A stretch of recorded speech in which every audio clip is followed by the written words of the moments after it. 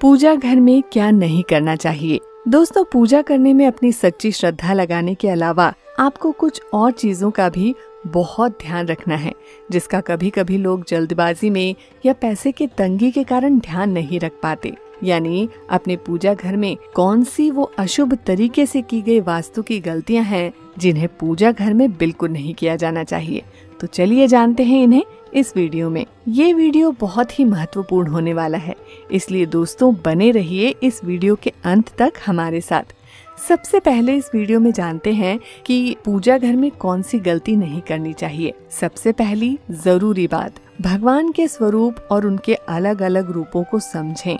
उनमें से हर रूप घर में सामने रखने के लिए नहीं होता है। भगवान ने अपने विभिन्न रूपों में इंसानों की तरह क्रोध, दुख और उदासी की भावनाएं भी किस विशेष प्रयोजन के लिए दर्शाई थी, जिनके चित्र और मूर्तियां आपको कई जगह दिख जाएंगे। ध्यान रखें, भगवान के नकारात्मक भाव वाले ये चित्र और मूर्तियां भी घर में नकारात्मकता ही लाएंगे, क्योंकि हम इंसानों का मूल स्वभाव यही होता है कि हम जो भी देखते हैं उससे प्रभावित होते हैं और अनजाने में हम वैसे ही हो जाते हैं। यह एक स्वाभाविक मनोविज्ञान की बात है। अतीत में भगवान ने जो भी क्रोध या रौद्र भाव दर्शाया था, वह दैत्यों या महापापियों के लिए था, जिनका वध करके भगवान ने उनका उद्धार किया, और वह रूप पूजा के प्रयोजन के लिए सही नहीं माना जा सकता।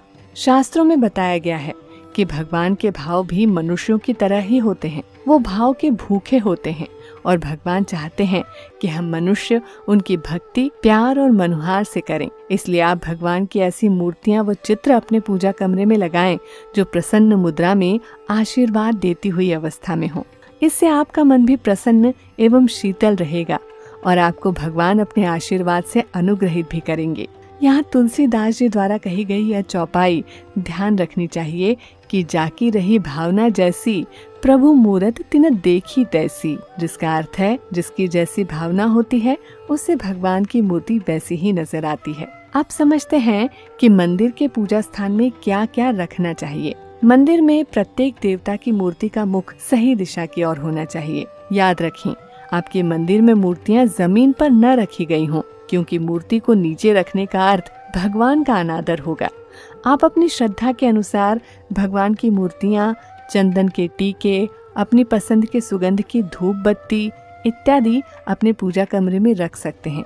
परंतु एक मुख्य बात यह ध्यान रखें कि पूजा कमरा कोई सजावट का कमरा नहीं है। इसको ड्राइंग रूम बिल्कुल मत बनाइए, क्योंकि इससे बनावटीपन आ जाता है और भगवान की भक्ति में बनावटीपन का कोई स्थान नहीं है। यदि आपका बहुत बड़ा हवेली नुमा घर है तो पूजा के लिए पूरा एक अलग कमरा और घर में एक आंगन भी होगा ही। यह पूजा कमरा उत्तर पूर्व कोण या ईशान कोण में हो तो सबसे अच्छा रहेगा। आप पूजा कमरे में सीमेंट या मिट्टी से 2 या 3 परत का चबूतरा बनवा लें। उस पर गंगा जल छिड़क कर एक साफ कपड़ा बिछा दें जो कि सादा हो और बिल्कुल भी फैंसी ना हो, और फिर वास्तुशास्त्र के नियमों के अनुसार देवताओं की मूर्तियों को उस पर आदर सहित रख दें।